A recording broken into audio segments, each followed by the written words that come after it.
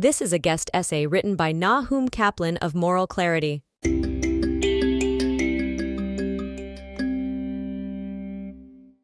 Mainstream news media's coverage of the Israel-Hamas war and the politics around it has been abysmal, especially since most outlets have built their reporting on a series of accepted but false premises and lies. The poor reporting is a cocktail of laziness, ignorance, willful misrepresentation, and racism. Historical knowledge is important not because it matters who was right or wrong 75 years ago, but because it allows us to spot the false premises and lies that much reporting is built on. It takes courage for a journalist to think and report differently than their peers. Every reporter wants to provide their own take, but without straying too far from the consensus narrative, in case they look silly. Furthermore, newsroom culture rewards reporters who get scoops, or get the story that everybody is chasing, first. There is no equivalent kudos attached to the quality and accuracy of reporting. Indeed, fact-based reporting requires more work. Even the few remaining mastheads that follow the endangered journalistic norms of non-biased reporting have been publishing nonsense, and governments even concoct their foreign policies on these fictions. Here are the common false premises, how they fail basic logic tests, and their impact on accurate reporting. Number 1. Palestinians are fighting for a state. The Palestinians have been rejecting offers of a state beside Israel since 1937 because that is not what they want. The idea that they are is, at best, half true. Those Palestinians who want a state want it to replace Israel, not coexist with it. That is quite a distinction. Not reporting this is deceitful and distorting.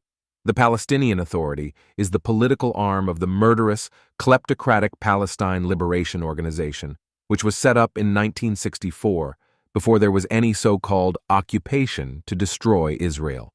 Hamas has clearly stated that its aim is to annihilate Israel. Far from wanting a state, it is an Islamist group with a theocratic and theoretical foundation that opposes states in monarchical and republican form.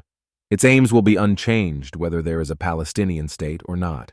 Here's why it matters. It changes the significance of reported events. For example, when Israel okays new West Bank settlements, it is often written that they will make a future Palestinian state less viable. That may be true, but it also irrelevant if a state is not what the Palestinians want. Number 2, there is a cycle of violence. This is the laziest, most unimaginative and inaccurate thing anyone can say or write about the conflict.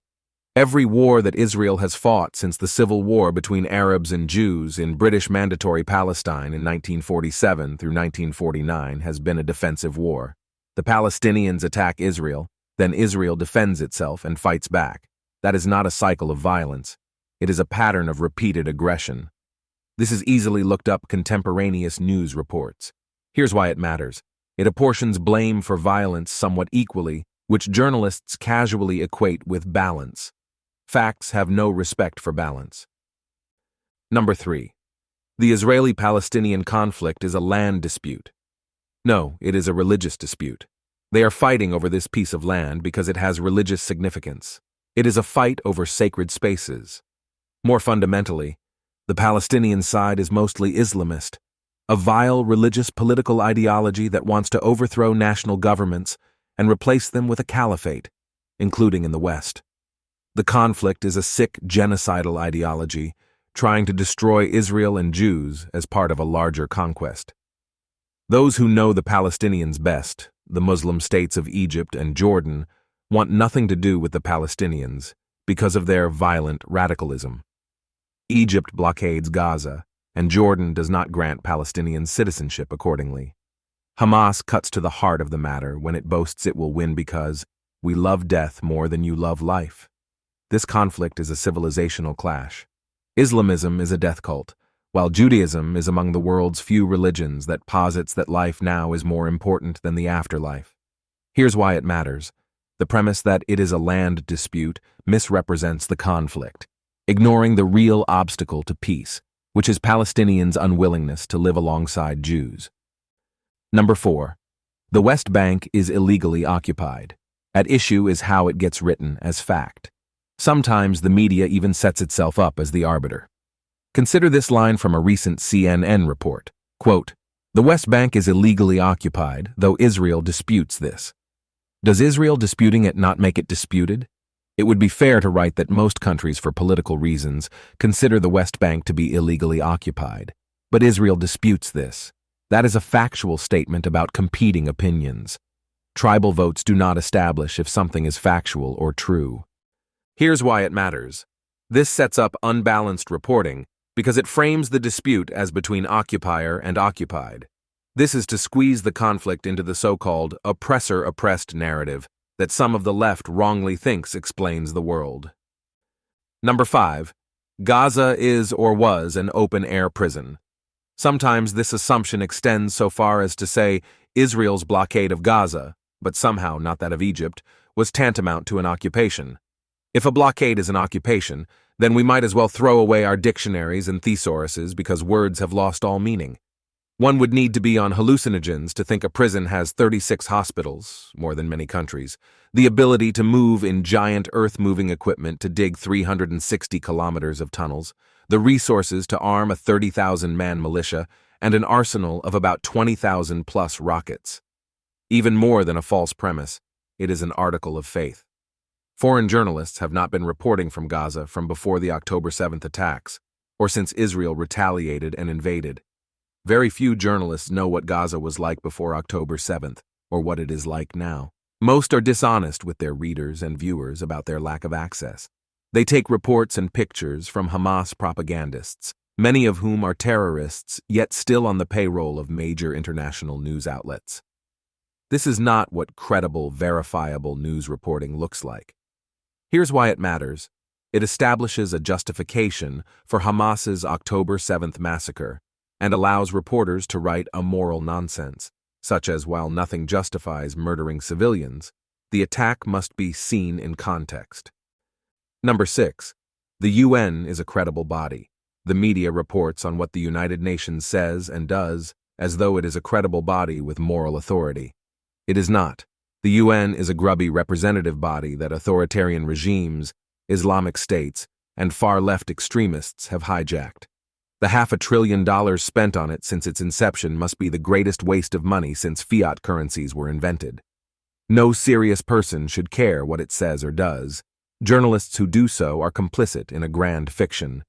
If the corrupt UN, which elected a Nazi as its leader multiple times, refuses to condemn the October 7th massacre or condemn Hamas's sexual violence, has appointed Iran as chair of its disarmament conference, and whose peacekeepers do nothing while Hezbollah fires hundreds of missiles at Israeli civilians, is a credible institution, then we are now in a moral abyss. Here's why it matters. It uses a political body as a proof point. Political consensus does not change facts or truth. Number 7. A two-state solution is the obvious solution. There is a great arrogance when leading writers claim to know the solutions to other countries' problems. After 75 years of conflict, it is obviously not obvious that two states are the solution. Most Palestinians and Israelis do not support it. It is not what the conflict is about. There are compelling reasons against it, and for considering the world's obsession with it a delusion. It is only one of several possible resolutions. It could be one state, two states, or a confederation, and each those could take many forms. Here's why it matters. It is patronizing to the protagonists and does readers a disservice to tell them that the solution to an intractable conflict with roots going back millennia is obvious. Number 8. The International Court of Justice is independent. United Nations members appoint International Court of Justice jurists so that they can secure legal rulings that support their political positions. Large numbers of International Court of Justice judges come from authoritarian regimes which do not have independent judiciaries that can rule against their government. Only someone unfamiliar with how dictatorships work could imagine that many of these judges can make anything other than political rulings. Here's why it matters. As with treating the UN credibly, this uses a political body as a proof point. Political consensus does not change facts. Number 9. The rallies are a pro-Palestinian position. Stories describing protests in Western countries as pro-Palestinian assume there is such a thing as a pro-Palestinian position. It is a meaningless thing to say. Is supporting Hamas pro or anti-Palestinian? Is wanting a confederation pro-Palestinian? It would depend on who you asked. Regardless, these protests are anti-Israel. Here's why it matters. It dumbs down coverage by conveying no information about what the protesters think, if they think at all. And lastly, number 10. The International Criminal Court is independent and competent. The International Criminal is the world's least effective judicial institution. In the 22 years since its establishment, the ICC has burned through $1 billion, made only 44 indictments, and secured just 9 convictions. The United States, which was one of 40 countries that did not join it, identified the problems. It rightly feared the court would be used for political purposes and erode sovereignty by allowing a foreign court to rule on crimes in other countries. Only a nation with no self-regard would join it. Here's why it matters. This uses a political body that is inept as a proof point. Political consensus does not change facts.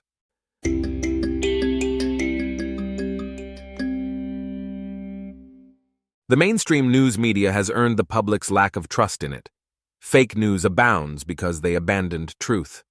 Disrobing lies, myths, and propaganda used to be the news media's job. Now we are on our own.